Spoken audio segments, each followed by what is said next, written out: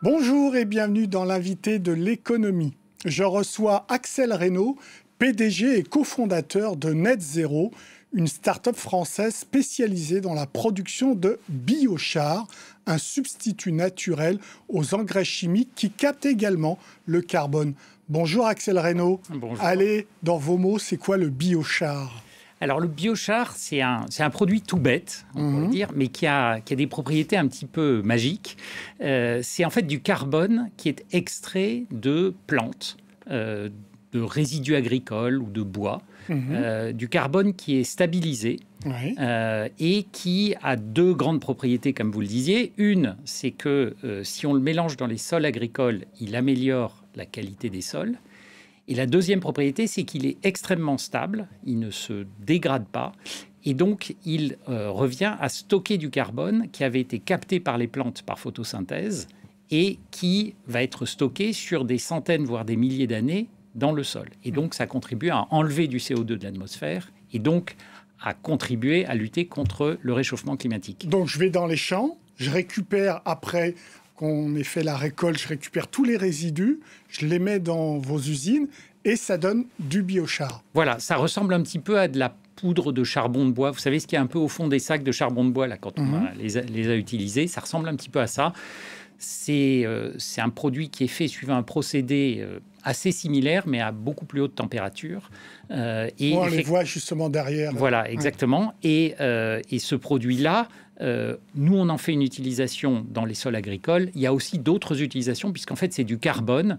Et on a transformé en fait du carbone qui était pris dans le cycle naturel, c'est-à-dire les plantes qui poussent, qui captent du CO2, puis qui à un moment donné se dégradent, soit parce qu'elles pourrissent, soit parce qu'elles sont brûlées, et le carbone retourne dans l'atmosphère. Donc ça, c'est le cycle normal.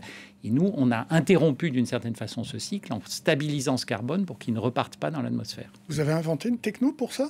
Alors la techno, elle est vieille presque comme le monde. En fait, c'est une technologie qui s'apparente au charbon de bois. Et l'homme fait du charbon de bois depuis des milliers d'années. Et d'ailleurs, ce qui est assez intéressant, c'est que de manière empirique, il y a des populations en Amérique du Sud et en Asie qui, depuis des milliers d'années, s'étaient aperçues qu'en mettant du charbon de bois dans le sol, ça améliorait la qualité des sols et ça augmentait les rendements. Et en fait, là, on remet au goût du jour une vieille technique avec un peu plus de technologie, un peu plus de science, etc. et une vision climatique qu'on n'avait pas à l'époque. D'où le fait que votre techno, enfin votre entreprise a été validée par le GIEC, donc qui est le groupe d'experts sur le changement climatique. Voilà, alors elle a été validée, on peut dire 2 fois. Le GIEC a validé en général le biochar comme une solution pour aider à enlever du carbone de l'atmosphère. Et puis il se trouve qu'on a un des anciens vice-présidents du GIEC parmi les cofondateurs de Net Zero, Jean Jouzel, exactement. Paléoclimatologue. Exactement, qui est un peu un des pères de toute cette histoire du changement climatique, puisque c'est lui qui a démontré il y a une quarantaine d'années le lien entre concentration de CO2 et changement climatique. Alors aujourd'hui, Net Zero, c'est une start-up, sauf que vous avez déjà 3 usines. 2 au Brésil, 1 au Cameroun. Pourquoi le Brésil ? Alors, le Brésil, c'est un très grand pays agricole. C'est une puissance agricole. Nous, en fait, on est déjà focalisé sur les zones tropicales. Alors, pourquoi les zones tropicales ? On peut dire que ce serait plus simple de le faire en France. Voilà. En fait, dans les zones tropicales, il y a une combinaison, il y a beaucoup de biomasse. C'est quand même la zone de la photosynthèse sur la planète. Il y a beaucoup de choses qui poussent. Et donc, il y a beaucoup de résidus agricoles. Et il y a beaucoup de résidus agricoles dont les gens ne font rien. Donc, ils terminent brûlés, pourris, jetés dans les rivières, etc. Et ça, c'est du carbone capté et dont on a, nous, un usage très, très utile. Et puis, par ailleurs, c'est des zones où, contrairement un peu à l'image qu'on peut avoir, les sols sont très pauvres et sont acides. Et les plantes n'aiment pas les sols pauvres et acides. Et donc, les rendements agricoles ne sont pas terribles. Et donc, avec notre solution, on permet d'améliorer très fortement les rendements agricoles, de l'ordre d'entre plus 20 et plus 50%. Donc, c'est absolument massif. Ça améliore le niveau de vie des agriculteurs dans ces zones-là. Et on évite les engrais chimiques. Et on évite les engrais, ou en tout cas, on peut réduire fortement les engrais qui sont dépolluants et qui, par ailleurs, eux-mêmes contribuent aux émissions de gaz à effet de serre. Et donc, c'est en fait dans les zones tropicales que ça se passe, enfin, le modèle est le plus intéressant. Mais dans les zones céréalières, la France est un pays céréalier, on pourrait également utiliser votre technologie. Alors, on peut récupérer des pailles, par exemple, de blé ou dans nos pays. Il y a déjà beaucoup de filières de valorisation de déchets agricoles dans nos pays. Du gaz, pour faire de la chaleur, du gaz, de la nourriture animale, des matériaux de construction, j'en passe et des meilleurs. Et donc, nous, on viendra en concurrence avec des usages qui sont déjà vertueux. Donc, c'est moins intéressant. Et puis, par ailleurs, les sols dans nos pays bénéficient moins de l'adjonction de biochar, c'est-à-dire l'effet sur les rendements est plus faible. Donc, il y a quelques entreprises qui existent en France, mais aussi en Allemagne, aux Pays-Bas, en Belgique, en Angleterre, etc., aux États-Unis, dans nos pays. Nous, on pense que le modèle est beaucoup plus efficace dans les zones tropicales et par ailleurs, il amène ce qu'on appelle des co-bénéfices beaucoup plus importants aux populations locales. Et donc, voilà, il y a de la place pour tout le monde. Nous on a pris cette zone-là. Comment vous vivez ? Enfin, comment l'entreprise vit ? Vous achetez la biomasse des agriculteurs, vous la transformez et vous vendez le biochar. C'est ça le business model ? Oui, alors on n'achète pas la biomasse parce qu'on nous la donne. On vous la donne. Parce qu'en fait, c'est une biomasse qui est un encombrement pour les agriculteurs. Ok, donc ça, on vous la donne. Mais le biochar, vous le vendez ? Alors après, on le vend. En fait, on a des contrats avec les agriculteurs qui nous donnent la biomasse et en échange, ils ont une partie du biochar qu'on produit gratuitement. Et ils nous achètent le reste. D'accord. Donc on est sur un modèle très circulaire qui est une des clés de ce qu'on fait, c'est-à-dire c'est des circuits très courts, 20-30 km autour de notre usine, on collecte la biomasse, on la transforme en biochar et on renvoie ça vers les agriculteurs qui nous ont donné la biomasse. Et donc, il y a une partie qui nous achète. Donc ça nous fait une première partie de revenus. Et le reste, c'est les crédits carbone. La deuxième partie, c'est des crédits carbone. Donc ça, c'est le service de séquestration long terme de carbone. On en a besoin parce que le GIEC dit qu'il faut enlever 10 milliards de tonnes de CO2 par an en 2050 pour un monde qui soit net zéro, d'où le nom d'ailleurs de l'entreprise. Pourquoi il faut enlever 10 milliards ? Pourquoi on ne réduirait pas à zéro les émissions ? Parce qu'en fait, techniquement, ce n'est pas possible. Il y a des processus industriels qui sont très difficiles à décarboner. L'agriculture sera un émetteur net de CO2, notamment à cause des engrais. À cause de l'élevage, à cause de certaines plantations, le riz, etc.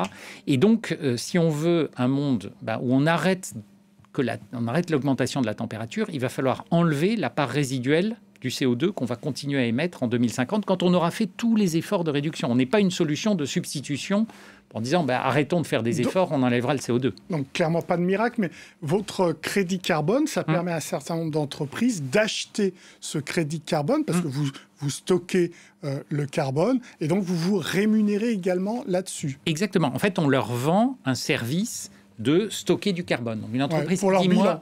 moi j'ai essayé de faire tous les efforts que j'ai pu pour réduire mes émissions, mais j'ai encore émis 1000 tonnes par an, 1000 tonnes cette année de CO2.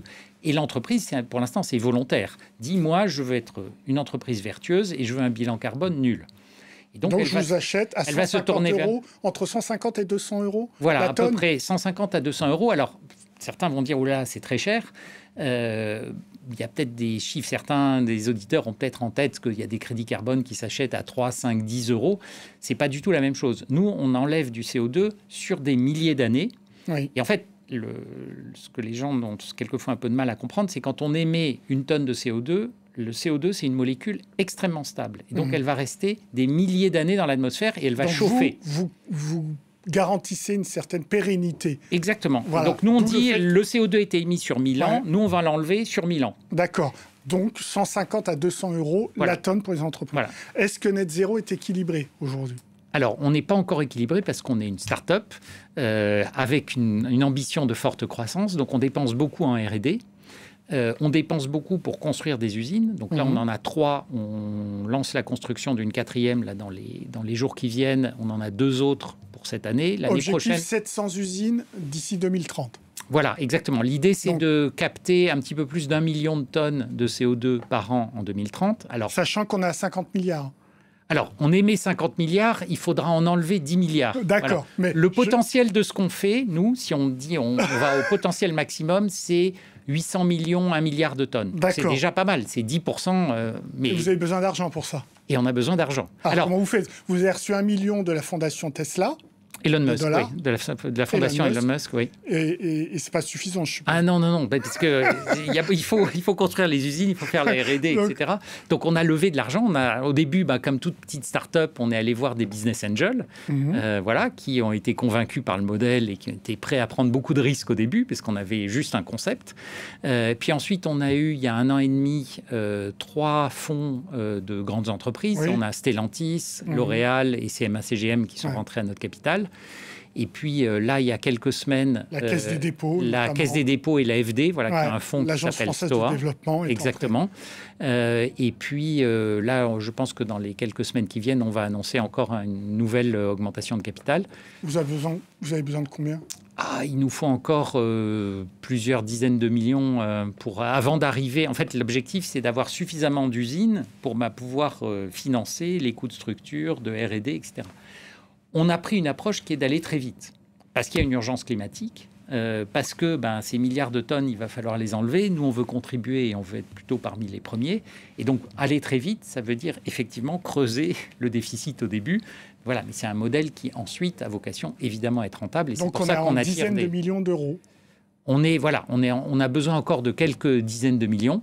Ça va dépendre un peu de notre scénario d'accélération. Et puis ensuite, normalement, l'entreprise est rentable. Et puis après, on verra. On découvre, c'est un marché qui est nouveau. C'est un marché qui se crée. Et donc, on va contribuer là-dessus. Merci beaucoup, Axel Reynaud, pour vos réponses.